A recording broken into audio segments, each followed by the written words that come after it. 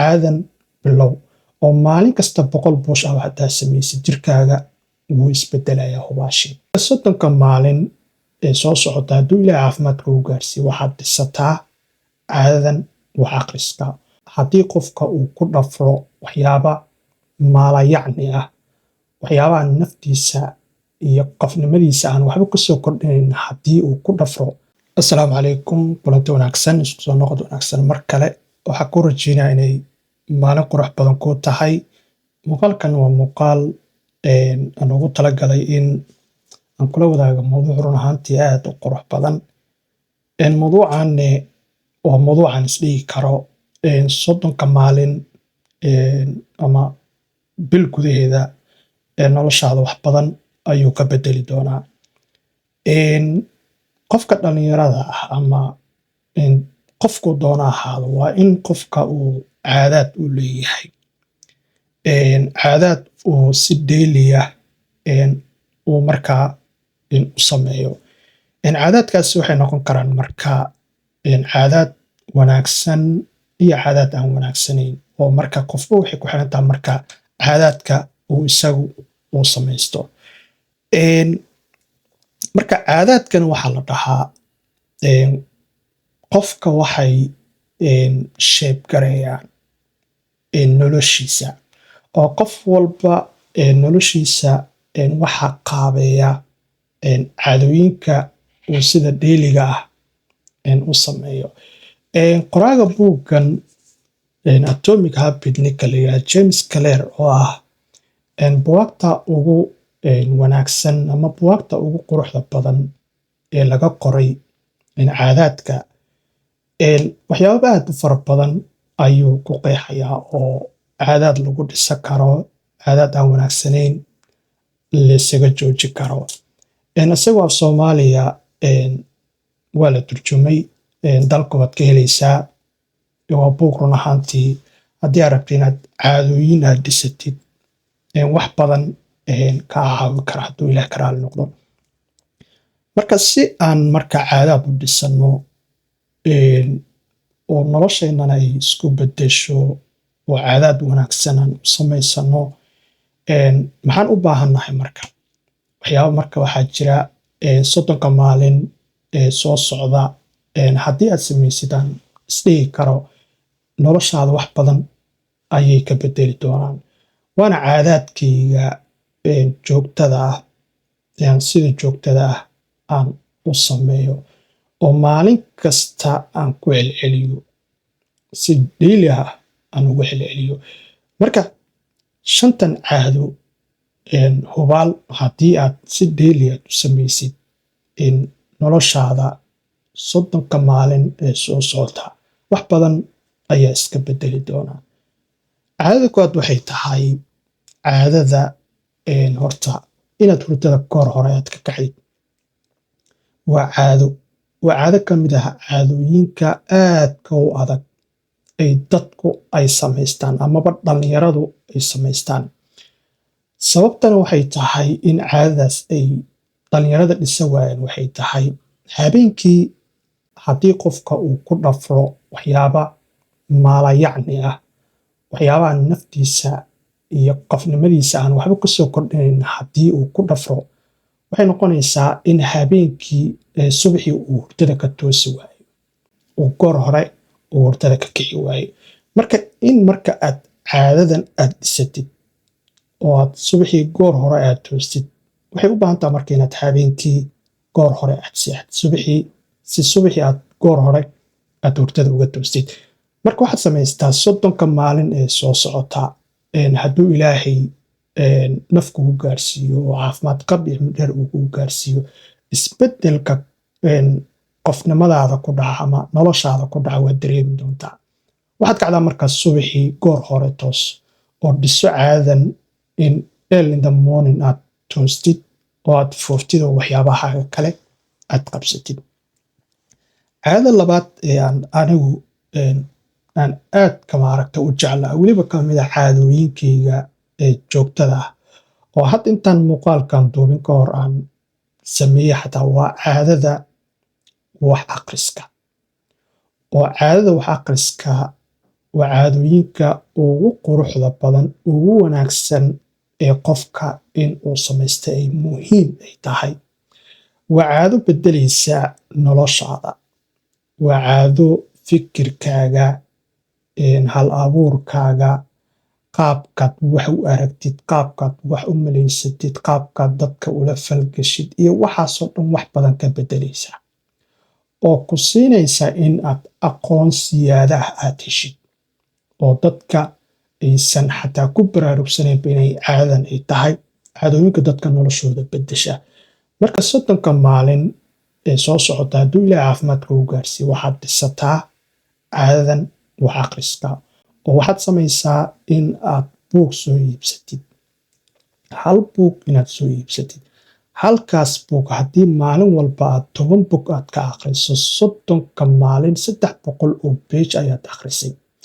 Haddii halkaas buug xataa bishaas aad ku dhammayn kartid aad ka badan aad akhri kartid waxaad dareemaysaa isbeddel ayaad dareemaysaa oo xagga maskaxda, xagga fikirka, xagga habka fikirka loo cabiro iyo aragtiyo kale ayaad ka dhaxlaysaa marka caadadan. Marka waxaad dhisataa caadada wax akhriska. Caadada saddexaad oo ka mid ah caadooyinka ugu wanaagsan ay dadku dhistaan waa caado caafimaadka qayb ka ah. In qofka uu jir qurux badan yeesho, in qofka uu caafimaadkiisa uu wanaagsanaado waa caado qayb ka ah. Waa caadada jimicsiga oo markastoo dhalinyarada waan ku baraarujiyaa, waan kala hadlaa. Mowduucyadaas soo qaato markastoo waan ku soo bandhigaa si qofka naftiisa ama jirkiisa uu kaga dhigo jir qurux badan oo shayb ah oo labis walba uu xirto uu ku soo baxayo. Waa in markaa uu samaystaa caado jimicsi inuu samaystaa. Marka waxaad samaystaa 30 maalin ee kugu soo aadan ama 30 maalin ee soo socota inaad caadadan aad dhisatid. Waadna arki doontaa maalinta 30aad jirkaaga sida uu isku beddelo.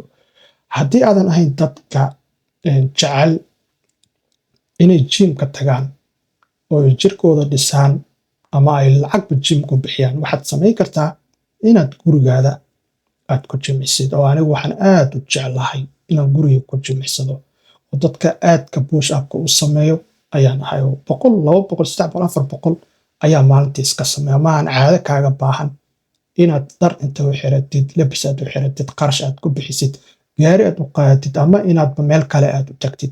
Waa caado aad ku dhisi kartid gurigaaga gudihiisa aad ku samayn kartid. Marka caadadan bilow oo maalin kasta 100 push up haddaad samaysid jirkaaga wuu isbeddelayaa hubaashii. Caadada afraadan kula wadaagayo waa caado aad u qurux badan.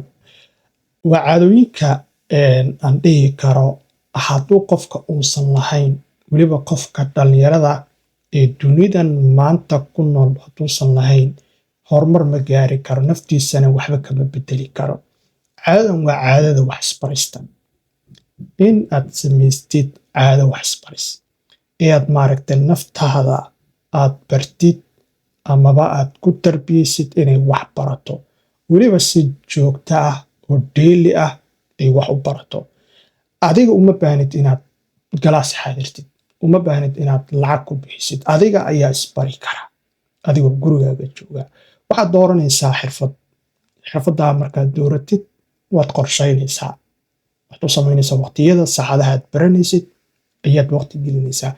Marka 30 maalin gudahooda waxaad dareemaysaa in skill-ka aad baranaysid aad maaragtay amaba aad ku wanaagsatid amaba aad noqotid advanced aad noqotid oo aad ka soo baxay beginnerkii ama bilowgii inaad ka soo baxid oo xirfaddaas aad baratay wax badan aad ka heshid ama wax badan ay iska beddelaan aqoon ahaan markaasi. Muddo 30 maalin haddii aad wax baratid oo waxa la sheegaa 21 maalin ayaa lagu dhisi karaa caadooyinka. Marka 21 maalin haddii aad buug iyo qalin inta qaadatid aad fadhiisid aad skill baratid noloshaada way isbeddelaysaa. Xirfaddaasna waad ka guulgaaraysaa. Marka waxaad samaystaa marka caado wax isbaris samayso. Caadada 5aad ayaan muuqaalkiina kusoo gabagabaynay waa caado ayadana maaragtay u baahan inuu qofka samaysto. Dhalinyaradu badanaa ma sameeyaan amaba ma yaqaanaan faa'iidada ay leedahay. caadadan waa caadada journalinka, inaad samaysid journaling, inaad xasuus qor aad samaysid, inaad inta buug soo iibsatid aad ku qortid aragtiyadaada, inaad ku qortid maalintaadu siday tahay, inaad ku qortid waxyaabaha aad ka guul gaartay, inaad ku qortid inaad ilaahay subxaanahu watacaala aad ugu mahad celisid inuu kugu soo toosiye caafimaad. maalintaadana markaa aad ku dul qortid buug adiga gaar ku ah oo aad dhihi kartid alxamdulilah, saaka waa soo nabad kacay, waxaasaa ii suurta galay, waxaasaa ka guul gaaray, quraan baan akhristay, jimicsi baan sameeyey, xirfad hebel aan bartay, iyo waxyaabaha inaad ku qortid. marka caadada journalinku waa caado run ahaantii noloshaada wax badan ka bedelaysa. haddii 30 maalin aad joogtaysid, marka dambena aad la qabsan doontid, aad jeclaysan doontid in si daily ah aad journal aad u samaysid.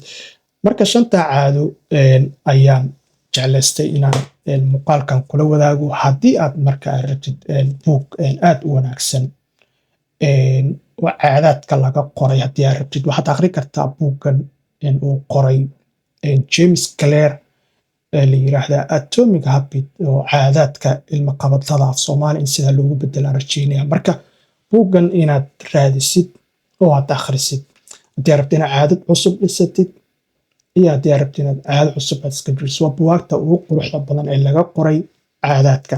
marka 5 caado ayaan jeclaystay inaan kula wadaago muuqaalkan. haddii aad marka nagu cusub tahay amaba aadan barteena youtube-ka aadan subscribe saaranin, subscribe saaro, gambaleelka furo, share iyo like, wax alla waxaad noo awoodid nagu caawi. oo kanalkayga muddooyinkan waxaa u soo dhow monetizationka ama in xayisiinta inaloo furo hadduu ilaah ka raali noqdo. marka muuqaalka halkaas ayaan kusoo gabagabaynaa. waa inoo muuqaalka xiga hadduu ilaah ka raali noqdo. waxaan kaaga tegayaa sidaa iyo nabadgelyo. asalaamu calaykum.